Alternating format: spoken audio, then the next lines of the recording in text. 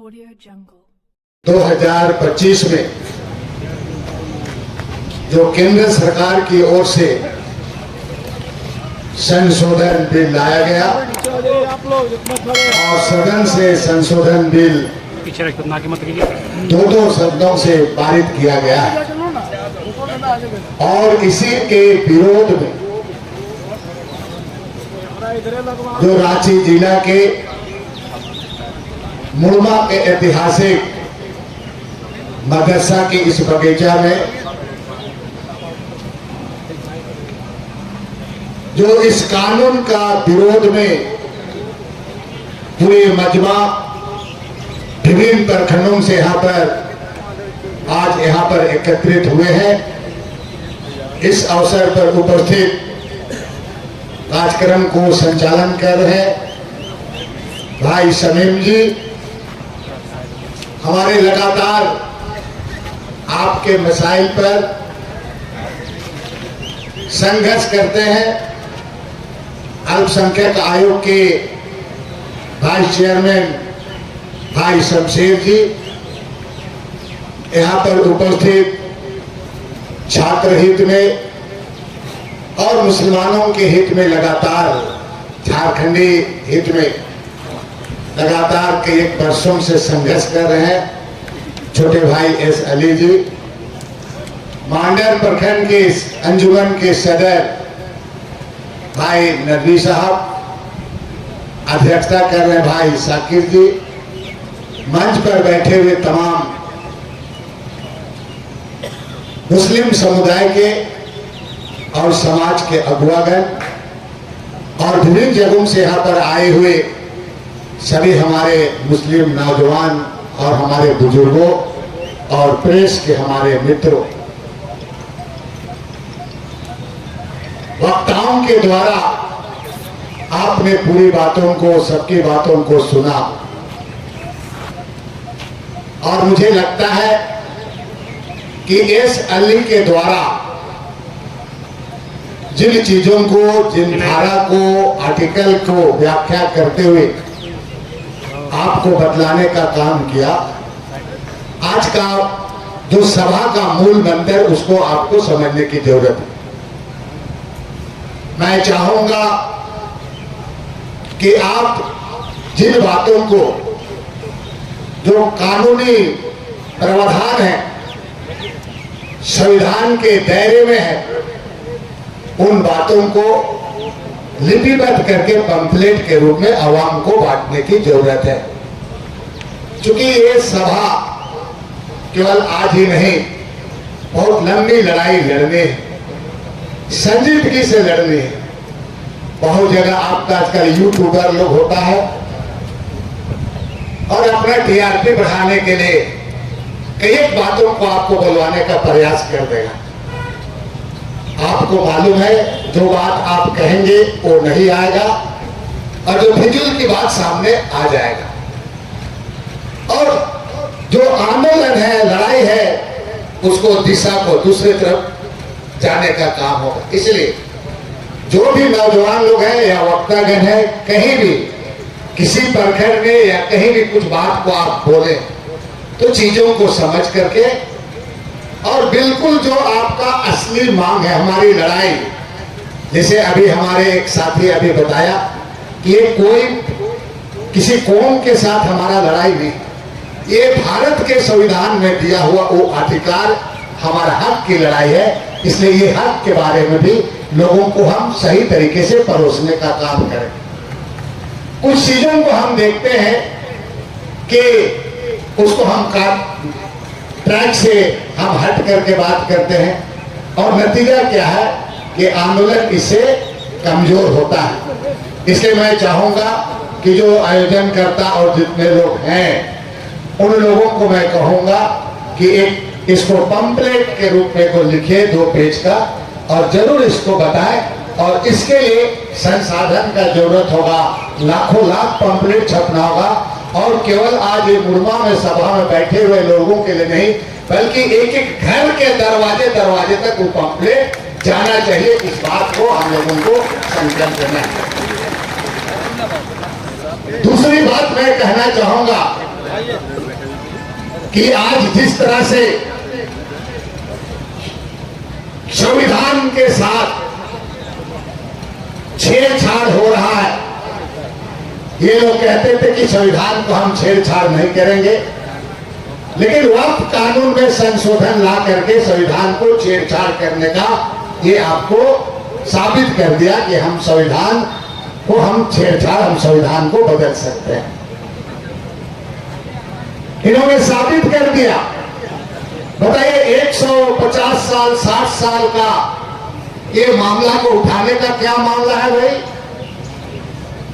आप जिस मामला को उठा रहे हैं, आप इस देश को विकास, इस देश का तालीम से लेकर के, इस देश का स्वास्थ्य से लेकर के, शिक्षा से लेकर तमाम चीजों को आगे बढ़ाने की जरूरत है। बल्कि वो ना करा करके आप 158 साल का कहीं पर मंदिर खोज रहे हैं, कहीं पर मस्जिद खोज रहे हैं, कहीं खुदाई कर रहे हैं। मुझे तक मेरी जानकारी है जहां तक कि वक्फ बोर्ड का या तो कहीं कोई मस्जिद है, एकरा मस्जिद का भी अगर हम नाम ले लें तो एकरा मस्जिद का भी जमीन का कागजात निश्चित रूप से है। लेकिन हम पूछना चाहते हैं लोगों को, मैं बहुत सोच समझ करके जिम्मेवारी पूर्वक कहूंगा, मैं किसी धर्म का और किसी ये का मैं उसका मैं ही नहीं कर रहा हूं, लेकिन अगर इस तरह का आप करना चाहेंगे तो आप पर भी उंगली उठेगा। पहाड़ी मंदिर के बारे में आपको कल पूछा जाएगा, कागज आपके पास है? तो क्या किसी के पास है कागज? क्या बताओ, हजार बना के रखे हुए, आपको किसने छेड़ रहा है? नहीं जहां है आप काशी बनारस भी बोलोगे आपका कागज है क्या? लेकिन मुसलमानों का मस्जिद जहां पर उसका कागज है, ये उनका पास है, आप पास तो नहीं है। कल बड़ा बड़ा छपेगा, ये भी बात बता रहे हैं। आप तो जो मर्जी सो करते हैं, फिर लाल चौक में आप मंदिर बनाते हैं, आपको तो कहने वाला कोई नहीं है। कहां है आपका कागज? है कागज क्या? तो बेमतलब का, फिजूल का ये सब बात, ये वक्फ बोर्ड का बात उठा करके, और जो बात को एस अली ने बताया, ये कानून तो पहले से है, ये नया क्या चीज आप देने का काम कर रहे हैं? मित्रों, इस बात को समझना है, इस बात को हमें समझना है।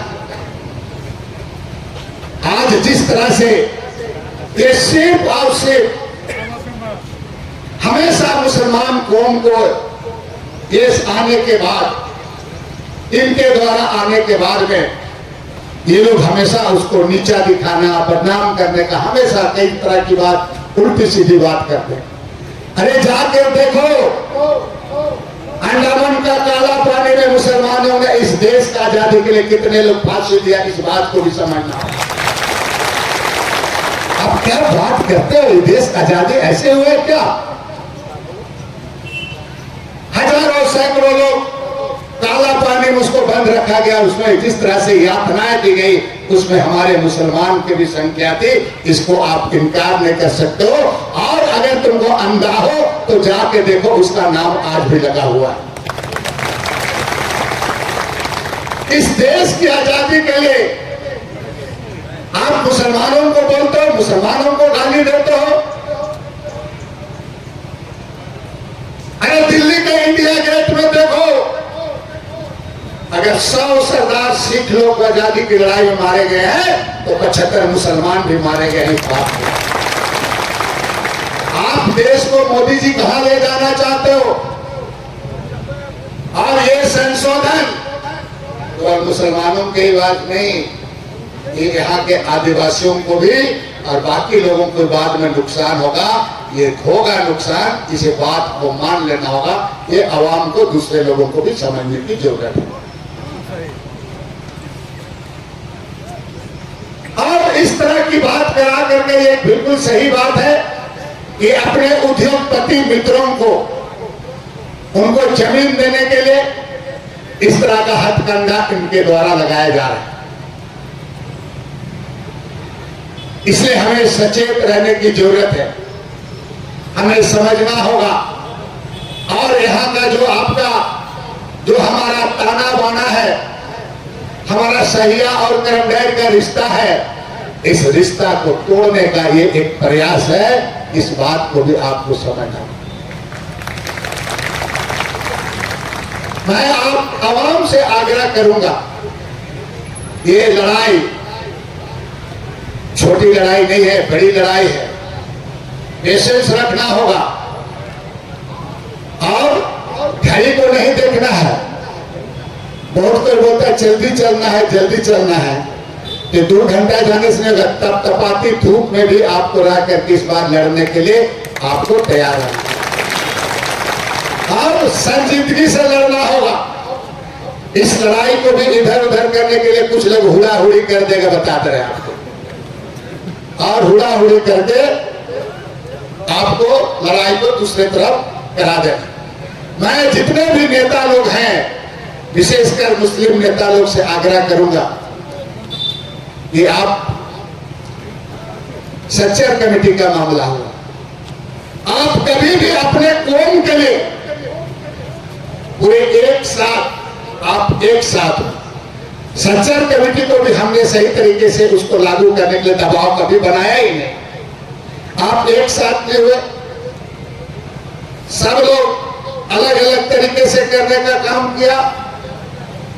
इसलिए इस बार आपको एक मसाइल, ये जो इस मसाइल पर आपको मिसाल कायम करना होगा कि इस देश के मुसलमान, उनके बाप दादा पुरखा लोग इस देश के लिए खून दिया है, कुर्बानी दिया है, और इस देश के मुसलमानों का उतना ही हक बनता है जितने देश के तमाम लोग यहाँ पर रहते हैं, कोई भी जाति समुदाय रहता है उसका। इसलिए इस ताकत में आपको एकजुट होना होगा इस बार। और जहां जहां आपके रहनुमा लोग जहां जहां कार्यक्रम करेंगे आप शरीक हो, लेकिन मेरा एक यही आपसे आग्रह होगा, जज्बाती में कोई चीज को हुड़ाहुड़ी मत करना, बताते रहे। क्योंकि आपके पास इतनी बड़ी ताकत है, और ये ताकत चाहे राज्य की हो, देश की हो, किसी भी सरकार को आप उसको आप झुका देने का ताकत आप रखते हैं, बशर्ते कि आप में अनुशासित तरीके से आप कुछ बात को और लीडरों की बात को आप समझो। ये जो लड़ाई कोई लीडर बनने का नहीं है। इस लड़ाई में जो नेतृत्व करेगा, आगे बढ़ेगा, उसको समाज आने वाले दिन में निश्चित रूप से मान सम्मान देगा, समाज के पास उसका अपनी पहचान बनेगी। इसलिए आज आप एक एक चीजों को समझे। मैं नौजवानों को कहूंगा कि आप बहुत समझते हैं, सब चीजों को जानते हैं। आज ही मैं सुबह अखबार पढ़ रहा था, तो एक आशिक करके कोई लड़का का रिजल्ट आया, हम देखे थे, उसका मार्क्स 100% 100 में 100 आया, बता रहे हैं। क्या है, आप में भी ऐसे ऐसे लोग हैं, एक से एक आप में ऐसे लोग हैं, प्रतिभावान लोग। मैं इसलिए इस बात को कह रहा हूं, इस लड़ाई को ले जाने के लिए, सही दिशा में जाने के लिए थोड़ा अखबार, किताब, ये सारे चीजों को आप जरूर पढ़ें, जानकारी रखें। नहीं तो सोशल मीडिया में आजकल तुम्हारा फेसबुकिया वाला नेता रह जाओगे तो दिक्कत हो जाएगा, बता रहे।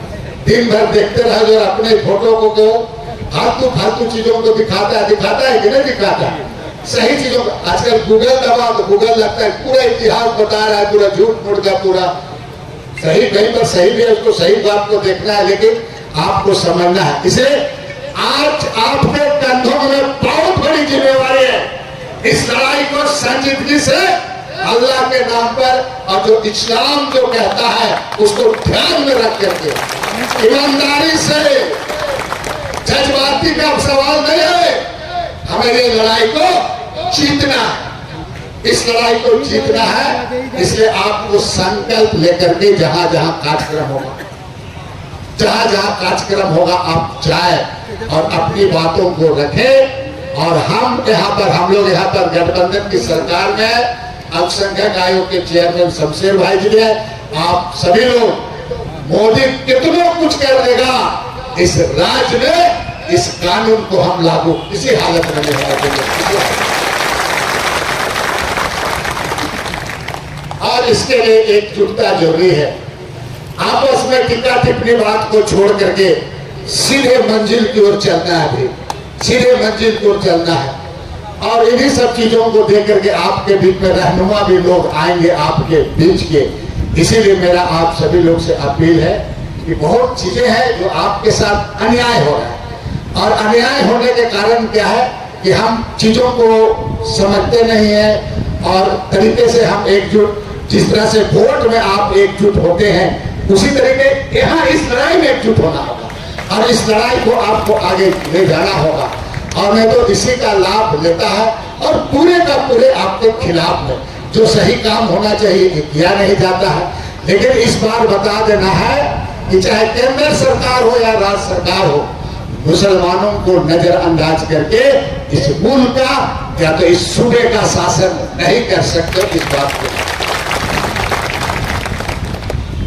बहुत सारी चीजें हैं, उर्दू शिक्षकों का मसला हो, चाहे आपका सचल कमेटी का मसला हो, ये तमाम चीजें हैं और ये तमाम बातें हैं। और अब तो बहुत ज्यादा हो चुका, जो कानून में संशोधन लाया है उस कानून में सुप्रीम कोर्ट का क्या रुख होगा आप देख रहे हैं। ऐसे ऐसे जिसका मानसिक दिवालियापन कहा जाएगा, निशिकांत दुबे का भाषण आ रहा है, इस तरह का भाषण, जिस तरह से बात बोल रहे हैं, मैं तो कहूंगा इस मंच से कि सुप्रीम कोर्ट संज्ञान लीजिए, गिरफ्तार कीजिए उसे, मजाक बना के रखे। न्यायालय पर आप टिप्पणी कर रहे हैं, चाहे निचला न्यायालय हो, ऊपरी न्यायालय हो, सुप्रीम कोर्ट पर आप टिप्पणी करके क्या दिखाना चाहते हैं आप? इसलिए ऐसे ऐसे पागलपति से पहले भी उन्होंने भाषण दिया था कि दुमका को अलग राज्य बनवाएंगे बोल करके, अलग राज्य बनवाएंगे। ये पागल है ना, ऐसे लोगों को तो खाते में बंद कर देना चाहिए और सुप्रीम कोर्ट को इसको तुम्हारा संज्ञान लेना चाहिए और कड़ी से कड़ी कार्रवाई करना चाहिए। या तो ये लोग देख लीजिए, उपराष्ट्रपति, पहले भी बहुत उपराष्ट्रपति लोग हुए, ऐसा ही धनखड़ साहब प्रवक्ता की तरह बात करने लगे। इसलिए मित्रों, आपके कंधे में बहुत बड़ी जिम्मेवारी है, कहना तो बहुत कुछ है, लेकिन मैं एक बार आखिरी में कहूंगा, इस जिम्मेवारी को ईमानदारी पूर्वक अल्लाह के नाम पर लड़ना है, सबको ईमानदारी पूर्वक समझना है और आगे बढ़ना है। और जैसे नारा दिया गया, लड़ेंगे जीतेंगे। मैं एक बार नारा दे रहा हूं, जोर से पूरा बढ़िया से आप लोग सब लिखिए, आवाज दो। रांची सुनता हूं तब ना, दिल्ली कैसे जाता हूं, बोलो आवाज दो।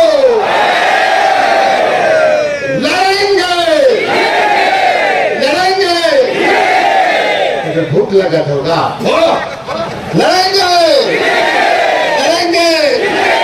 बहुत बहुत धन्यवाद, आदाब, जवाब।